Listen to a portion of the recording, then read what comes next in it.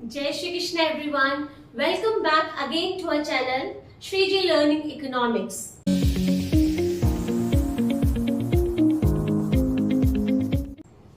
बेटा आज हम करेंगे कि क्या जीडीपी गुड इंडिकेटर है वेलफेयर का कि नहीं. So GDP, whether GDP a good indicator of welfare or not. So GDP is not a good indicator of welfare. ये टॉपिक बहुत इंपॉर्टेंट है. Why? If you observe previous year question paper, तो चाहे वो all India का paper ले लो, चाहे compartment का पेपर ले लो, चाहे फॉरेन जोन का पेपर ले लो, चाहे दिल्ली जोन का पेपर ले लो, हर बार किसी ना किसी फॉर्म में इस टॉपिक का क्वेश्चन आया ही आया है. और स्पेसिफिकली इसका स्पेसिफिक क्वेश्चन आता है. ये नहीं आएगा कि whether GDP is a good indicator of welfare, right it down. No, उन्होंने उसमें से कोई एक पॉइंट उठाएंगे. May be it may come in the case study, और सिचुएशन बेस्ड क्वेश्चन आ सकता है, एप्लीकेशन बेस्ड क्वेश्चन आ सकता है इसमें से. सो द क्वेश्चन आएगा. क्वेश्चन आपको करने के लिए क्या क्वेश्चन क्या है? GDP good indicator of welfare, question mark है कि नहीं है. So GDP is not good indicator of welfare. Indicator welfare का नहीं है. आप बोलो मैम क्यों? आप तो कहते थे जीडीपी बढ़ गया, इकोनॉमी में चीजें ज्यादा चीजें आ गई, वेलफेयर बढ़ गया लोगों का. वो बात ठीक है, but today I will give you certain points जो प्रूव करेंगे ये कि जीडीपी वेलफेयर का गुड इंडिकेटर नहीं है. So here we go. सो आपने इसके लिए निमोनिक याद रखना है. CDNEP, न्यू इकोनॉमिक पॉलिसी हमने पढ़ा है, न्यू एजुकेशन पॉलिसी अब आ रही है, तो CD याद रखने हैं, और न्यू इकोनॉमिक पॉलिसी बोल लो, न्यू एजुकेशन पॉलिसी बोलो, व्हाटएवर याद रखने के लिए, राइट. सो C से है आपका composition of GDP. Composition of GDP का मतलब क्या है बेटा? कि जो जीडीपी का मीनिंग क्या था, मुझे पहले आप ये बताओ.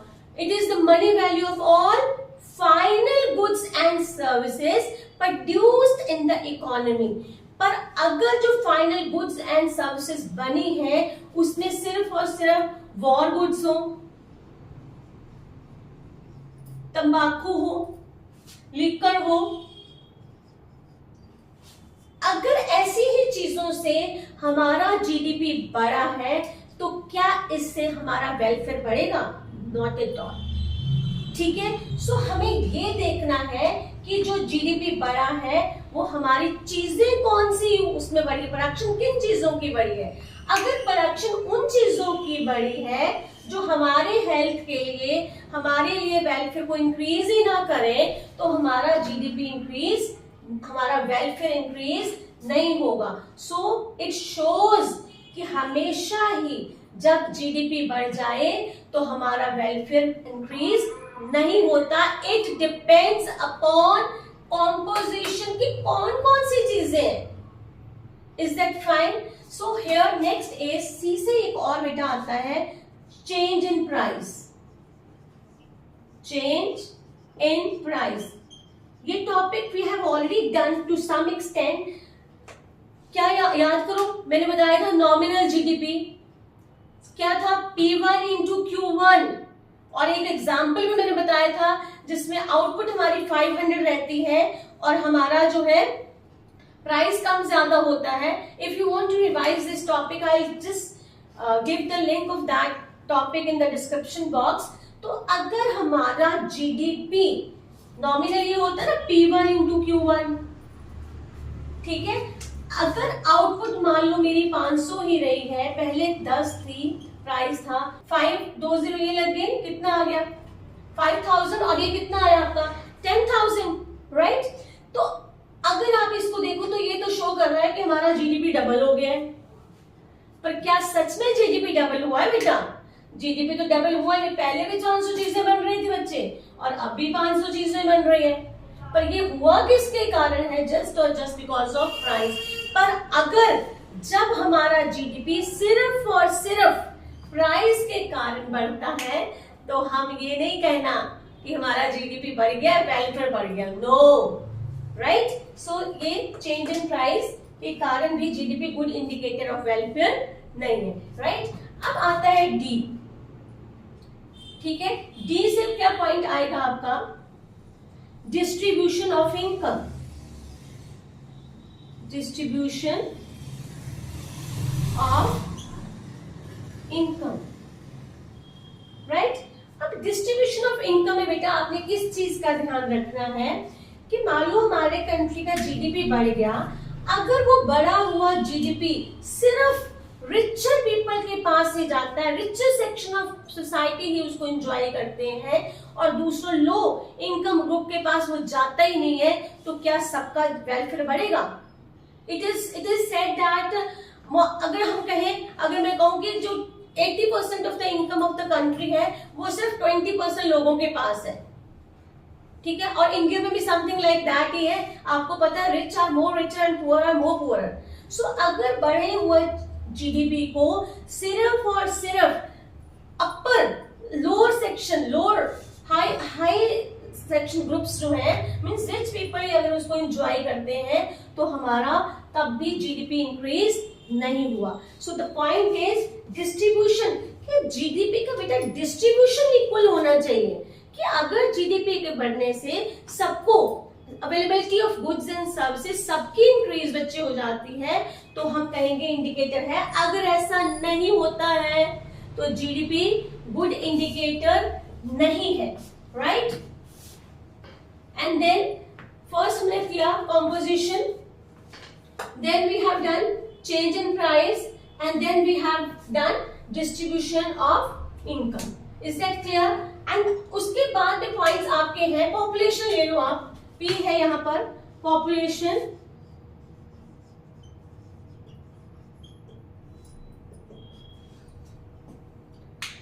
पॉपुलेशन में क्या है, अगर कंट्री की, अगर मैं कहूं हमारा जीडीपी 5% से इंक्रीज हो गया है, राइट, 5% से जीडीपी इंक्रीज हो गया, अगर मेरी पॉपुलेशन 10% से इंक्रीज हो जाती है तो क्या जीडीपी बढ़ा है? जैसे फॉर एग्जांपल मान लो लेकिन भी घर में एक केक आया और उस केक को खाने वाले 10 लोग हैं, राइट, 1 पाउंड का केक आया और अब केक 2 आ गए 2 पाउंड पे, पर खाने वाले 50 हो गए, तो केक अब मैं बोलूं जी पहले तो 1 केक खा रहा था अब केक 2 आए हैं, तो मतलब हमारा हम सबको ज्यादा मिल रहा है, नहीं उधर खाने वाले भी तो बढ़ गए, तो हमारा वेलफेयर इंक्रीज इससे नहीं हुआ। Is that clear?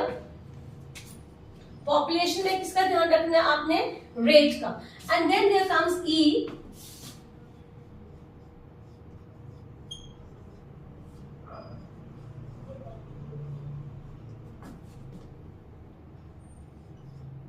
Externalities. So इधर ध्यान दीजिए, एक्सटर्नैलिटीज का मतलब क्या है? Cost and benefit. Last year भी इसका क्वेश्चन आया था कि क्या है इसका एक्सटर्नैलिटीज का, बहुत इंपॉर्टेंट है बेटा ये, इसका आपको केस स्टडी भी आ सकती है एग्जाम में। पहले तो बच्चों को एक्सटर्नैलिटी का मतलब ही नहीं पता चलता। एक्सटर्नैलिटीज आप ना इस तरह से याद रख लो कि किसी भी एक इंडिविजुअल की, पर्सन की या किसी फर्म की वो एक्टिविटीज जो दूसरे पे नेगेटिव इंपैक्ट डालती हैं, वो अगर वो एक्टिविटीज दूसरे पे क्या डालती हैं, पॉजिटिव इंपैक्ट डालती हैं, वो हम क्या करते हैं ना, इसको जीडीपी में लेते ही नहीं है, राइट। कैसे? अगर मैं बोलूं आपको कि हमारे घर के पास कोई फैक्ट्री खुली है और फैक्ट्री से जो धुआं आ रहा है बेटा, धुएं से क्या हो रहा है, पूरा का पूरा एनवायरमेंट क्या हो रहा है, खराब हो रहा है, हेल्थ प्रॉब्लम आ रही है, राइट। तो इससे क्या है, क्या मेरा वेलफेयर बढ़ा है? वेलफेयर तो कम हुआ है। तो वेलफेयर जो कम हुआ है, क्या आपने उसको जीडीपी में इंक्लूड किया है? कहीं हमने लिया ही नहीं है उसको, जीडीपी में कहीं पर भी नहीं लिया हमने इसको। तो वेलफेयर पे फर्क पड़ा पर हमने वेलफेयर को लिया ही नहीं है, तो जीडीपी कैसे इंडिकेटर हुआ वेलफेयर का? और दूसरा है ऐसी एक्टिविटी, मान लो मेरे घर के पास कोई पब्लिक पार्क खुला है, मैं रोज जाती हूँ, सैर करती हूँ, आई बिकम्स फिट, ठीक है, तो मेरी अगर मैं हेल्दी होती हूँ तो मेरा वेलफेयर क्या हो रहा है, बढ़ रहा है। पर यहां पर भी जीडीपी मैंने आपको नेशनल इनकम पूरे मेथड से करना सिखा दिया, क्या कहीं पर हमने इस cost, here is the cost and here is the benefit. क्या कॉस्ट और बेनिफिट को कहीं लिया है हमने वेलफेयर जीडीपी में? कहीं लिया ही नहीं है वेलफेयर में, हम जीडीपी में हमने, तो कैसे मैं बोल सकती हूँ कि GDP is a good indicator of welfare? बेटा ये ध्यान से रखो, इसमें ना आपको टाइप्स भी आ सकती हैं। एक्सटर्नैलिटीज क्या है? एक्टिविटीज है, राइट? अगर वो एक्टिविटी से हमारा वेलफेयर बढ़ता है तो उसको हम कहेंगे पॉजिटिव एक्सटर्नैलिटीज। टू टाइप्स है इसकी, पॉजिटिव एंड नेगेटिव, राइट? और अगर इन एक्सटर्नैलिटीज से, किसी के एक्शन से मेरा मीन्स इकोनॉमी का, किसी का भी अगर वेलफेयर डिक्रीज होता है तो उसको हम कहेंगे नेगेटिव एक्सटर्नैलिटीज।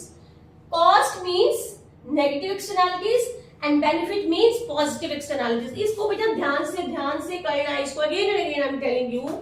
एक्सटर्नैलिटीज का पॉइंट बहुत इंपॉर्टेंट है।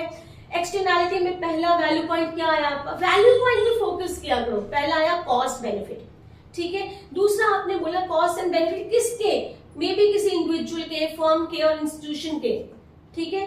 कॉस्ट एंड बेनिफिट, जिसने कॉस्ट क्या है? जिससे किसी के काम से अगर मेरा वेलफेयर कम हुआ, that will be known as negative externalities. अगर मेरा वेलफेयर जो है बढ़ा, that is positive externalities. Example I have given to you, मैंने एग्जाम्पल दिया पब्लिक पार्क का, यहाँ पर एग्जाम्पल दिया आपको ट्रांसपोर्टेशन ले लो, कोई फैक्ट्री से पोल्यूशन निकला है वो ले लो, so that is negative externality. अब बेटा वैल्यू पॉइंट्स ध्यान रखना, कॉस्ट, बेनिफिट, पॉजिटिव, नेगेटिव और एग्जाम्पल दैट से तीन ही पॉइंट है तो इसमें। पहला क्या? कॉस्ट बेनिफिट वर्ड बोला मैंने, फिर मैंने बोला कितनी तरह की है वो, पॉजिटिव और नेगेटिव, फिर मैंने बोला पॉजिटिव का एग्जांपल दे दो और नेगेटिव का एग्जांपल दे दो, दैट्स इट। इन एक्सटर्नैलिटीज की हमने जीडीपी में बच्चे कभी भी बात नहीं की है, so GDP is not a good indicator. So last point जो बचता है इसमें, दैट इज ऑफ एन, वो है नॉन मोनेटाइज्ड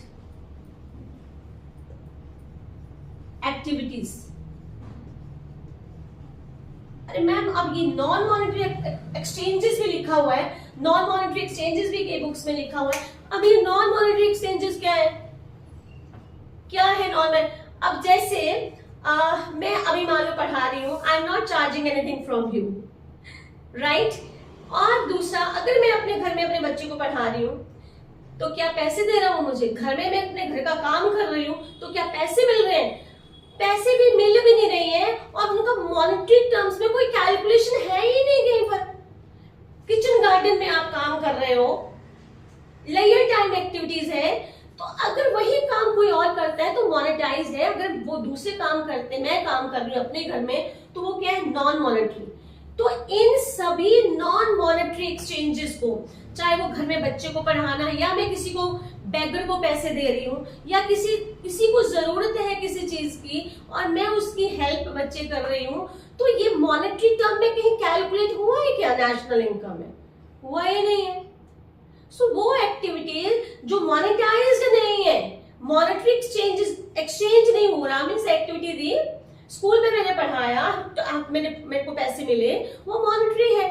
अगर घर में बच्चे को वही पढ़ाना, मैं किसी और को पढ़ा रही हूँ फ्री में, तो वो मॉनेटाइज नहीं है। तो अगर नॉन मॉनेटरी एक्सचेंज एक्टिविटीज को नॉन मॉनेटरी एक्सचेंजेस बोल लो, नॉन मॉनेटरी एक्सचेंजेस का कोई हमारे पास रिकॉर्ड ही नहीं है और हमने मॉनेटाइज ही नहीं किया उनको, तो जीडीपी में आएगा कैसे? जीडीपी क्या कहता है? It is the money value of all goods and services. अभी सर्विसेज तो है और मोनेटाइज नहीं है, मॉनेटरी एक्सचेंज इसकी नहीं है। तो हमने कैसे, इतनी चीजें मैंने आपको पुत्र बता दी है।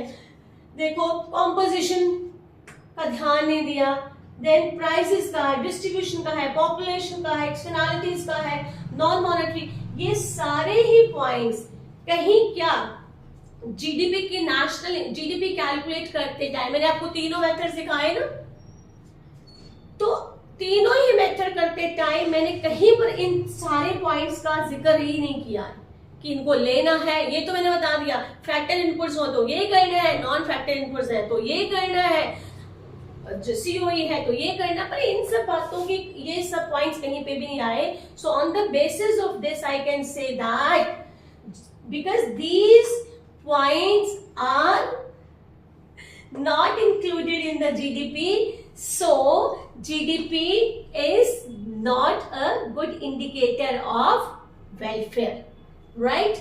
इसी से ना बेटा एक बड़ा क्वेश्चन आता है, यूजुअली आया हुआ है, वो क्वेश्चन है ग्रीन जीएनपी क्या है. ग्रीन चाहे जीडीपी लिखा आ जाए चाहे जीएनपी लिखा आ जाए, इतना फर्क नहीं पड़ेगा, वर्ड है ग्रीन. तो ग्रीन जीएनपी क्या है, जैसे मैं कहते हैं ना हमने प्रोडक्शन किया तो लेट इट बी, मैंने जीडीपी प्रोडक्शन किया, लेट इट बी 10 CR की प्रोडक्शन हुई है मेरी, राइट. अब 10 CR की प्रोडक्शन हमारी means I am talking about the economy, 10 CR की हुई है, तो इस 10 CR की प्रोडक्शन करने के लिए मैंने अपनी इकोनॉमी के नेचुरल रिसोर्सेज भी क्या किए, डिप्लीट किए, खर्च किए, और साथ ही साथ मैंने क्या किया, मेरी एक्टिविटी से कोई मैंने एनवायरमेंट पैनल, एनवायरमेंट भी पॉल्यूट हुआ कहीं ना कहीं, वो कॉस्ट हुई ना, एक्सटर्नलिटीज के ना मैं कॉस्ट मैंने दी है, कॉस्ट हुई मेरे कारण इकोनॉमी को. अगर मैं सोचूं कि 10 करोड़ की आउटपुट में से 2 करोड़ की जो है मैंने डिप्लीशन कराई है, तो बच गया मेरे पास 8. तो ये 8 जो है मेरा, ये मेरा शुद्ध जीडीपी है. Green GDP means green GDP is the GDP which includes the depletion of, जिसमें से मैंने डिप्लीशन ऑफ रिसोर्सेज और मेरा जो भी एनवायरमेंट को पोल्यूट करने वाली कॉस्ट है उसमें से उसको निकालने के बाद whatever is left is my green GNP या green GNP और GDP whatever. ठीक है. सो अगर आपने डिफाइन करना हो तो क्या करना है, ग्रीन जीडीपी और green GNP is the GNP which keeps in mind the environment and natural resources of the economy. उसकी कॉस्ट को निकालने के बाद whatever is left is known. I have given you the example also. मुझे लगता है आपको क्लियर हो गया होगा. इसमें से जो भी हमारी प्रोडक्शन की वजह से एनवायरमेंट को पॉल्यूट हुआ है या नेचुरल रिसोर्सेज हमारे पॉल्यूट हुए हैं, वो निकाल दिया अगर मैंने उसको, तो that is left, whatever is left is green. So इसी से इकोनॉमी में क्या आती है, sustainable development. Sustainable development means खुद खाओ और दूसरों के लिए बचाओ, मीन्स आज खाओ और कल के लिए बचाओ. इसका मतलब है कि sustainable development means development that keeps in mind the natural resources and environment of the economy, और वो कौन करता है, ग्रीन जीएनपी. सो कितने कंसेप्ट हुए, ग्रीन जीडीपी बताया मैंने, इससे क्या कौन सी डेवलपमेंट एसोसिएटेड है, sustainable development. So this is all about GDP, good indicator of welfare, and green GNP. So here, just take the screenshot if you want to take. Is that okay? So the next is एक छोटा सा topic बेटा और बच गया है, that is double counting. हरेटली मैं उसको भी बता देती हूँ आपको. Double counting means when a transaction counted more than twice in the process of production, that is called double counting. एक बहुत कॉमन से एग्जाम्पल है जो हमेशा से हम यही पढ़ाते आ रहे हैं. So I give you that example. So क्या एग्जाम्पल लेना है हमने डबल काउंटिंग के लिए. क्वेश्चन आपको क्या आता है कि डबल काउंटिंग क्या है और डबल काउंटिंग को कैसे खत्म कर सकते हैं, राइट. सो ये फार्मर है एक, राइट. इसने प्रोडक्शन की 400 की व्हीट, और ये व्हीट उसने क्या कर दिया, मिलर को दे दी, और मिलर ने क्या बनाया, मैदा 600 का, और फिर उसने मिलर ने क्या किया, उसको बेकर को दे दी. बेकर ने क्या किया, 800 की ब्रेड, और बेकर ने ब्रेड किसको दे दी, आगे शॉपकीपर को, और शॉपकीपर ने क्या किया, ब्रेड कितने की बेची, 900 रुपए की. ये प्रोसेस को ध्यान में रखिए, very common, you will find this in the books also. अगर मैं कहूं, हर बंदा बेटा कहेगा कि हमारे लिए तो ये फाइनल गुड है, फार्मर कहेगा मेरे लिए 400 फाइनल है, वो कहेगा 600 है, वो कहेगा 800 है, वो कहेगा 900 है। तो 4 और 6 10, 10 और 8 18 और 18 और 9 और 27। तो आप कह दोगे जी आपका जो है 27 जो है जीडीपी आ गया या व्हाटएवर आउटपुट आ गई। पर दिस इज रॉन्ग। कैसे गलत है ये बताओ? हर बार वो वेट तो वही चलती आ रही है, तो वेट को हम हर बार ले रहे हैं, तो वेट की काउंटिंग क्या होगी? More than once, so that is called double counting. अब मैम आप बताओ हमें कि डबल काउंटिंग होगी, खत्म कैसे करना है इसको? तो खत्म करने के लिए बेटा दो तरीके हैं, 2 मेथड्स आर देयर। कहां लिखूं मैं? यहीं लिख देती हूं। Is it visible? तो क्या है? फाइनल आउटपुट और वैल्यू एडिशन।